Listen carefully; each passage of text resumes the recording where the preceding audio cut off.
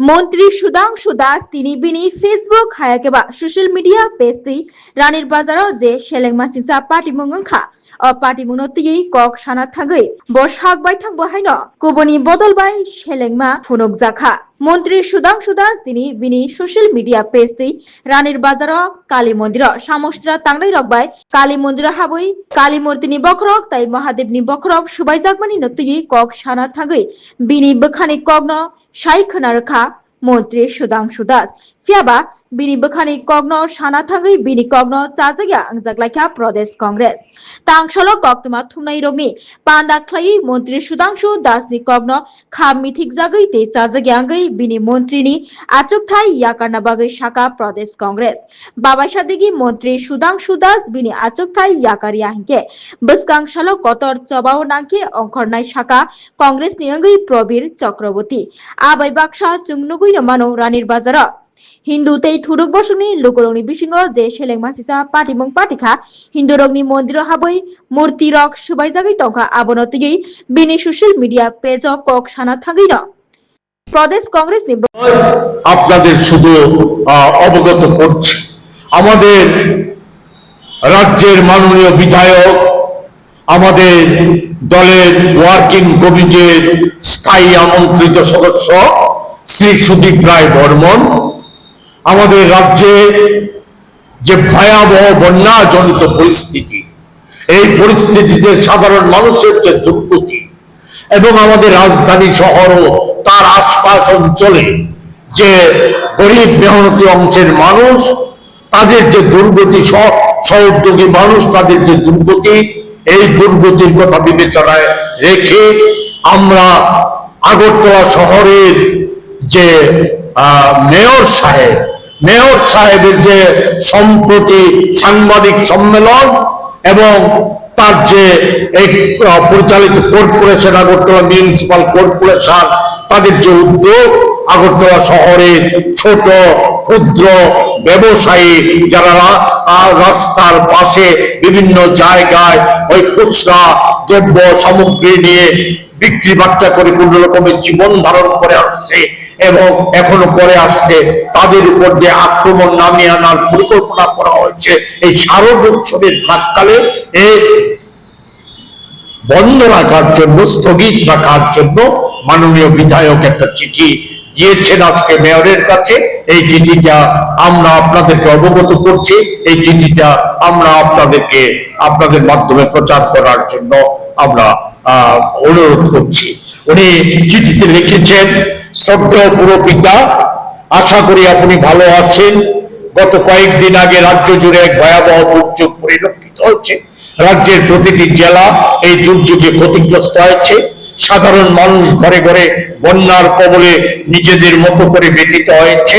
আর্থিক ক্ষয়ক্ষতি থেকে শুরু করে গ্রামে গ্রামে হাজার লাখো মানুষ এখনো দুর্ভোগের শিকার রাজধানীর চিত্রটিও খুব একটা ভিন্ন নয় শহরের নানা প্রান্তে বহু পরিবার ইতিমধ্যে দুর্যোগের শিকার হয়েছে সম্প্রতি আপনার এক সাংবাদিক সম্মেলন আমাকে ভীষণ ব্যথিত করেছে মূলত সেই কারণেই এই চিঠির অবতারণা সাংবাদিক সম্মেলনে বসে গত কয়েকদিন আগে আপনি স্পষ্ট বলেছেন অস্বীকৃত ভেন্ডারদের কোনো অবস্থাতেই পুজোর সময় স্টল খোলার অনুমোদন প্রদান করা হবে না পুর নিগম এলাকায় কোন স্টল খোলার প্রয়োজন হলে নিগম কর্তৃপক্ষ তা তদন্ত করবে এবং স্টল খোলার পরিপ্রেক্ষিতে যদি পথ চলতি মানুষ যানবাহন ইত্যাদি চলাচলের অসুবিধা হয় সেই ক্ষেত্রে কোনো প্রকার অনুমতি প্রদান করা হবে না বলে আপনি সেই সম্মেলনে উল্লেখ করেছেন শহর এবং রাজ্য জুড়ে বন্যাকে কেন্দ্র করে খেটে খাওয়া মানুষের মধ্যে যে চরম দুর্ভোগ দেখা দিয়েছে সেই সময় আপনার স্টল খোলার অনুমোদন প্রদানের বিষয়টি পুনর্বিবেচনা করার জন্য আপনাকে অনুরোধ করছি পুজোর সময় শত শত পরিবার শুধুমাত্র খুচরা জিনিস বিক্রির উপর নির্ভরশীল অস্বীকৃত ভেন্ডারদের সংখ্যা শহর জুড়ে বিভিন্ন এলাকাতে তখন পরিলক্ষিত হয় এবছর বন্যার কারণে এমন হাজারো ভেন্ডার গভীর উদ্বেগের সাথে লক্ষ্য করছি যে আমাদের দেশে প্রধানত কেন্দ্রীয় সরকার নরেন্দ্র মোদীর নেতৃত্বাধীন যে সরকার এখন দেশে বিরাজমান, সেই সরকার এবং রাজ্যে রাজ্যে তথাকথিত ডাবল ইঞ্জিনের সরকার, ওই সরকারগুলির পৃষ্ঠপোষকতায় দেশের সাম্প্রদায়িক শক্তি, বিশেষত বিজেপি দল এবং আরএসএস এর মদতে যে সাম্প্রদায়িক শক্তিগুলি আছে, তারা বিজেপির যে একটা অন্যতম এজেন্ডা, নরেন্দ্র মোদীর নেতৃত্বাধীন সরকারের যে একটা এজেন্ডা, দেশের প্রচলিত সংবিধানকে পাল্টিয়ে দেওয়া, সেই সংবিধানকে পাল্টিয়ে দেওয়ার লক্ষ্যে সেখানে ধর্মীয় মেরুকরণ করার উদ্দেশ্যে সাম্প্রদায়িক দাঙ্গা হাঙ্গামা লাগানোর একটা ষড়যন্ত্র চক্রান্ত গোটা দেশব্যাপী পরিলক্ষিত হচ্ছে। এখানে আমি সারা দেশের বিষয় নিয়ে আজকে বলতে চাইছি। আমরা আমাদের রাজ্যে লক্ষ্য করছি, সম্প্রতি রাজ্যের পরিবেশকে বিষিয়ে তোলার জন্য একটা চক্র, সাম্প্রদায়িক চক্র, বললে অত্যুক্তি হবে না যে রাজ্য সরকারের প্রচ্ছন্ন মদতে এই চক্র রাজ্যের সুস্থিতি, সাম্প্রদায়িক সম্প্রীতি একে বিনষ্ট করার একটা পরিকল্পিত চেষ্টা করে আসছে। সুদূর অতীতে না হলে পরেও আমরা এই বিজেপি সরকারের, ডাবল ইঞ্জিনের সরকারের সময়ে 2021 সালে রাজ্যবাসী প্রত্যক্ষ করেছিল আমাদের রাজ্যে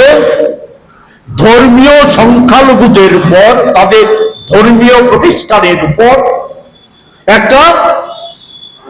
বাংলাদেশের একটা ঘটনাকে কেন্দ্র করে একটা পরিকল্পিত আক্রমণ রাজ্যের বিভিন্ন জায়গায় সংগঠিত করা হয়েছে। বাংলাদেশে কোন এক ধর্মীয় অনুষ্ঠানে সেখানে মুসলিম ধর্মাবলম্বীদের যে ধর্মগ্রন্থ কোরআন রেখে দেওয়ার ঘটনাকে কেন্দ্র করে ত্রিপুরার বিভিন্ন জায়গায় সংখ্যালঘুদের, ধর্মীয় সংখ্যালঘুদের ধর্মীয় প্রতিষ্ঠানের উপর, ধর্মাবলম্বী মানুষদের উপর আক্রমণ সংঘটিত করা হয়েছিল। সে সময় আমরা দেখেছিলাম এই ঘটনা একে কেন্দ্র করে পরিস্থিতি উত্তপ্ত করে তোলার জন্য গতকাল আমাদের রাজ্যের এই ডাবল ইঞ্জিনের সরকারে একটা অন্যতম একজন মন্ত্রী শ্রী সুধাংশু দাস যে পোস্টটা সংবাদ মাধ্যমে, সামাজিক সংবাদ মাধ্যমে যে পোস্টটা করেছে, যেটা বলা যায় একেবারেই ঘৃণ্যতম, ভাবা যায় না। সংবিধানের নামে শপথ নেওয়া একজন জনপ্রতিনিধি, মন্ত্রী, একটা সরকারের মন্ত্রী যারা সুশাসনের কথা বলে বেড়ায়, তাদের একজন মন্ত্রী এই জাতীয় পোস্ট করতে পারে। আপনাদের নজরে নিশ্চয় এসেছে, যদি নজরে না গিয়ে থাকে আমি এটা আপনাদের কাছে বিষয়টা তুলে ধরছি। সুধাংশু দাস বলেছে, আমার মনে হয় হিন্দুদের দেব দেবীর পূজা করা কোনো নৈতিক অধিকার আর নেই, কারণ যে জাতি বিধর্মী জিহাদিদের আগ্রাসনের হাত থেকে তার আরাধ্য দেবতার মন্দির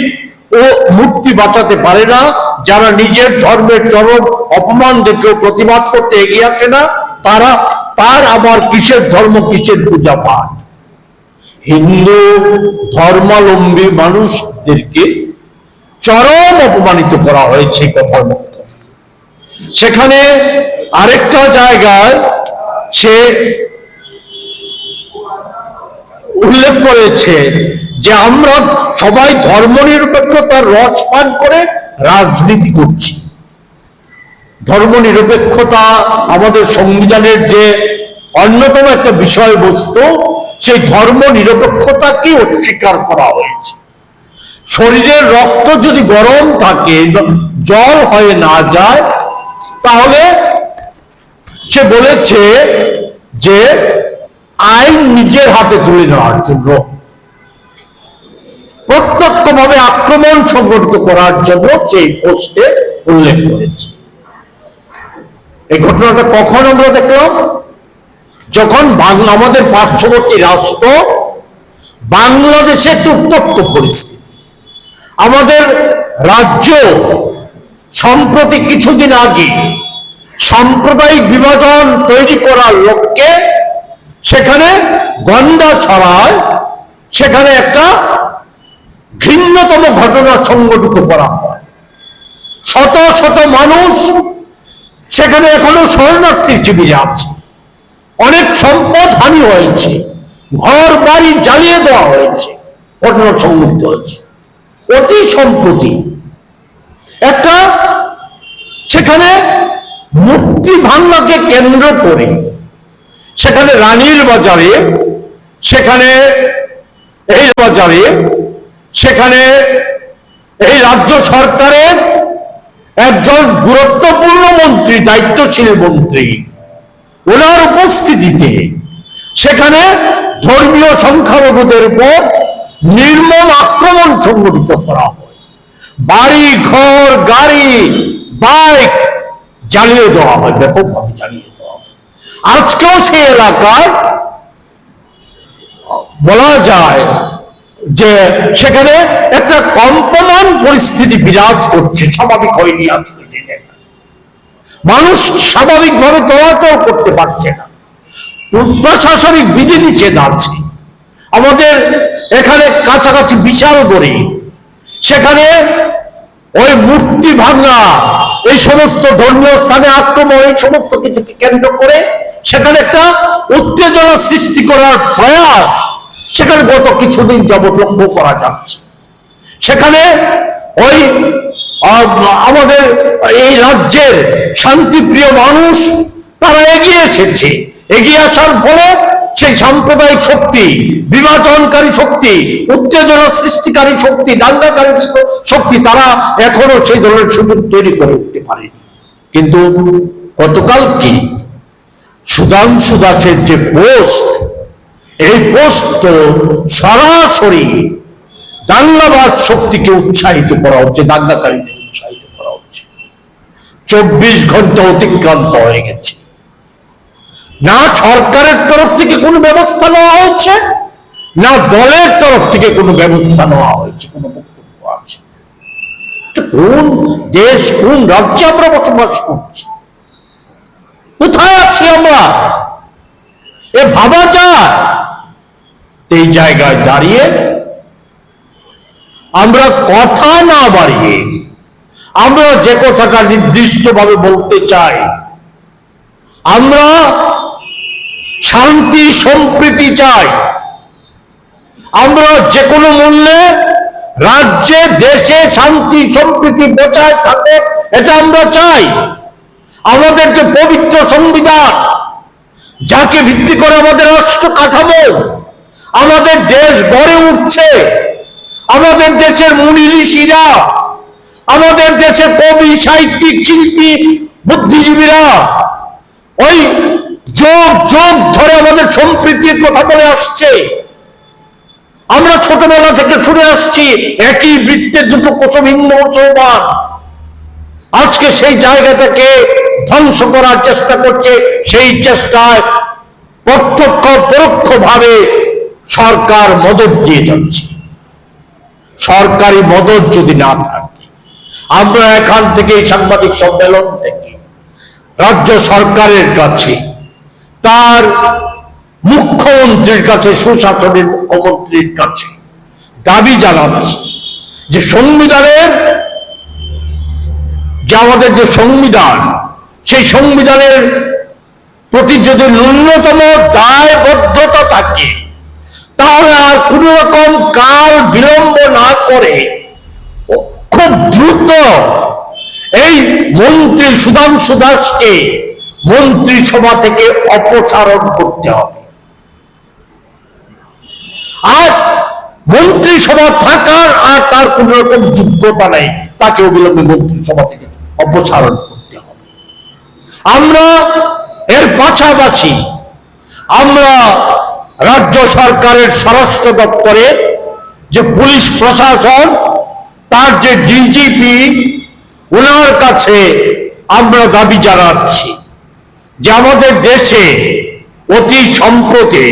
নরেন্দ্র মোদীজির যে সরকার, সেই সরকার ব্রিটিশ যে আইন, প্রচলিত আইন ছিল, সেই আইনের পরিবর্তন করে ভারতীয় মনুসংহিতা আইন প্রণয়ন করেছে। সেই মনুসংহিতা, ভারতীয় মনুসংহিতা আইনে বিধান রাখা হয়েছে সাম্প্রদায়িক উত্তেজনা সৃষ্টিকারী, দাঙ্গার প্ররোচনা সৃষ্টিকারী, এই জাতীয় সৃষ্টিকারী যারা, প্ররোচনা যারা সৃষ্টি করতে চায়, এই জাতীয় কাজ যারা করবে, তাদেরকে আইনের আওতায় এনে, দ্রুত আওতায় এনে তাদেরকে গ্রেফতার করে শাস্তির বিধান সেই আইনে রাখা আছে। আমরা প্রদেশ কংগ্রেসের তরফ থেকে আমরা ডিজিপির কাছে দাবি জানাচ্ছি, আপনাদের মাধ্যমে আমরা দাবি জানাচ্ছি অবিলম্বে ওই সংবিধান বিরোধী দাঙ্গাবাজ শক্তিকে উৎসাহিত করা ব্যক্তি, দাঙ্গাকারী সেই সুধাংশু দাসকে অবিলম্বে ওই ভারতীয় ওই যে